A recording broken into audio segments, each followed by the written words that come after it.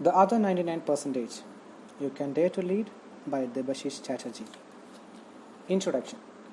On May 22, 2010, Arjun Vajpayee, a 16-year-old, became the youngest Indian to scale the highest peak, 18,848 meters high Mount Everest. Only a few hours later, he was overtaken by Jordan Romeo, a 13-year-old Californian, who broke the world record and became the youngest to conquer Mount Everest. Both of them would have realized that it was not so much the peak that they conquered. Their real victory was a conquest of irresolute mind.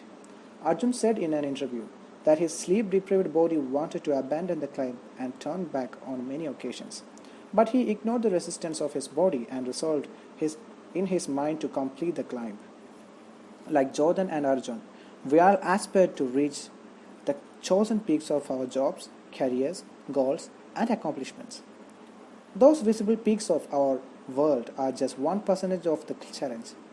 The other 99% of our life's journey is to reach those hidden peaks of our human potential. This potential is hidden from us by the clouds of self-doubt, just as real clouds hide the mountain peak on a rainy day.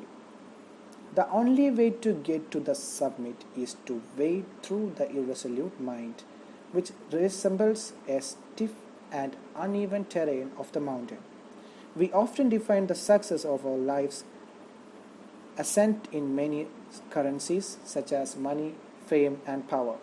But the ultimate test that decides whether we have reached our ultimate potential or not is by finding out if we are masters or servants of our mental forces. Let us explore how we can access this human potential. Our physical structure, made up of trillion cells, is the door through which we can access our potential. Typically, the number of cells per kilogram of our body weight is 1 trillion. For instance, a 13-year-old mountain climber who weighs about 40 kilograms will have roughly 40 trillion cells in his body. The cells in the human body come in mind-numbering numbers and variety. The cells that function as our hair and nails are very different from those that make up the heart or the lungs. Yet the interesting fact is that almost all the cells contain the same gene.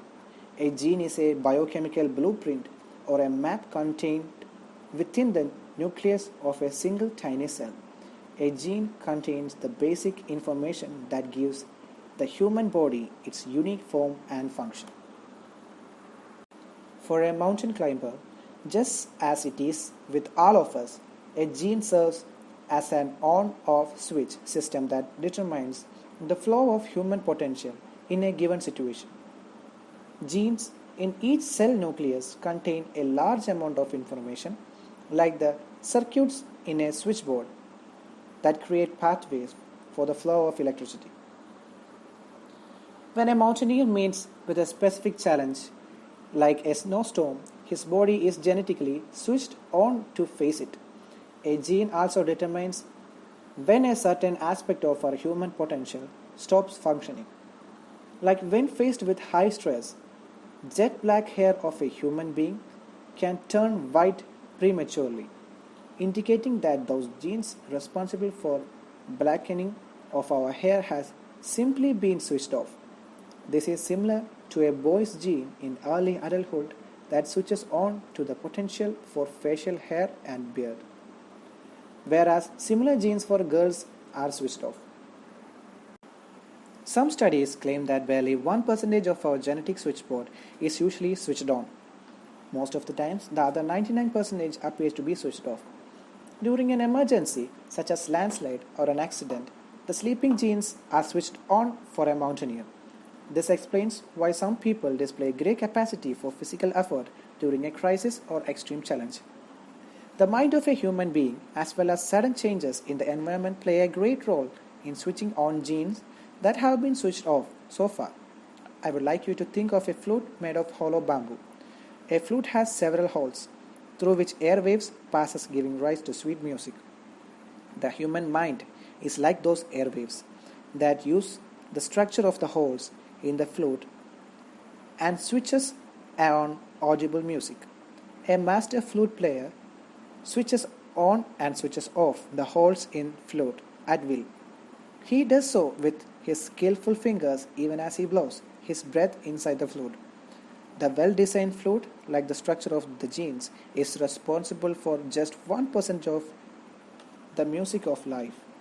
The other 99% is created by the coherent waves of a mastered mind. The book that you are holding in your hands is about the other 99%. The 7 chapters that I have put together for you will give you unconventional ideas, principles, and practice steps for your life and leadership. I hope you will enjoy reading this book as much as I have enjoyed writing it.